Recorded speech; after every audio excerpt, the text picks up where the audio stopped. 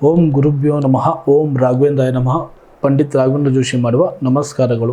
ಈ ಒಂದು ವಿಡಿಯೋದಲ್ಲಿ ವಿಶೇಷವಾಗಿ ತಿಳಿಸುವುದೇನೆಂದರೆ 2025 ಡಿಸೆಂಬರ್ ಕೊನೆಯ ಅಮಾವಾಸ್ಯೆ ಬರ್ತಾ ಇದೆ. ಕೊನೆಯ ಅಮಾವಾಸ್ಯೆ ಪುಷ್ಯ ಅಮಾವಾಸ್ಯೆ ಅಂತ ಬರ್ತಾ ಇದೆ.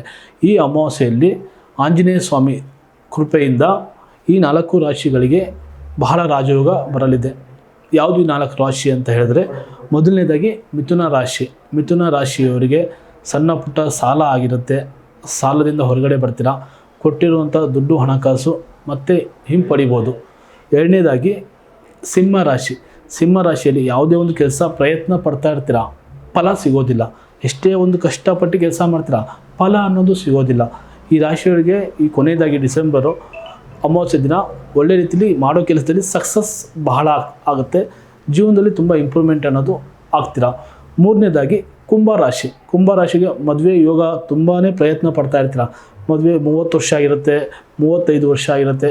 ಮದುವೆ ಕಂಕಣ ಭಾಗ್ಯ ಕೂಡಿ ಬರ್ತಾರಲ್ಲ, ಅಂಥ ಟೈಮಲ್ಲಿ ಈ ಕೊನೆ ಅಮಾವಾಸ್ಯೆ ದಿನ ಯಾವುದಾದ್ರೂ ಒಂದು ರೀತಿಯಲ್ಲಿ ಕಂಕಣ ಭಾಗ್ಯ ಕೂಡಿ ಬರುತ್ತದೆ. ನಾಲ್ಕನೇದಾಗಿ ಕನ್ಯಾ ರಾಶಿ ವಯಸ್ಸು ಚಿಕ್ಕದಾಗಿದ್ದರೂ ಆರೋಗ್ಯದಲ್ಲಿ ಸ್ವಲ್ಪ ಸಣ್ಣ ಪುಟ್ಟ ಏರುಪೇರು, ಏನು ಮಾಡೋಕ್ಕಾಗಲ್ಲ, ಸುಮ್ಮನೆ ಸುಸ್ತಾಗೋದು, ಆಯಸ್ಸಾಗೋದು ಆ ಥರ ಆಗ್ತಾ ಇರುತ್ತೆ. ಅಂಥವ್ರಿಗೆ ಆರೋಗ್ಯದಿಂದ ಮುಕ್ತಿ ಆಗ್ತೀರಾ. ಈ 4 ರಾಶಿಗಳಿಗೆ ಬಹಳ ರಾಜಯೋಗ ಬರುತ್ತದೆ. ಮತ್ತು ಇನ್ನೇನೆಂದರೆ, ಈಗ ಕೆಲವು ರಾಶಿಗಳಿಗೆ ರಾಜಯೋಗ ಇಲ್ಲ ಅಂತ ಮನಸ್ಸಲ್ಲಿ ಪ್ರಶ್ನೆ ಕಾಡ್ತಾ ಇರುತ್ತೆ. ಅಂಥವರು ಆಂಜನೇಯ ಸ್ವಾಮಿ ಕೃಪೆಯಿಂದ ಯಾವುದಾದ್ರೂ ಒಂದು ರೀತಿಯಲ್ಲಿ ರಾಜಯೋಗ ಬರುತ್ತದೆ.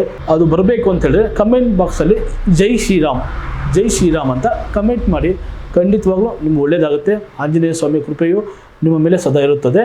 ನಮಸ್ಕಾರ ವೀಕ್ಷಕರೇ.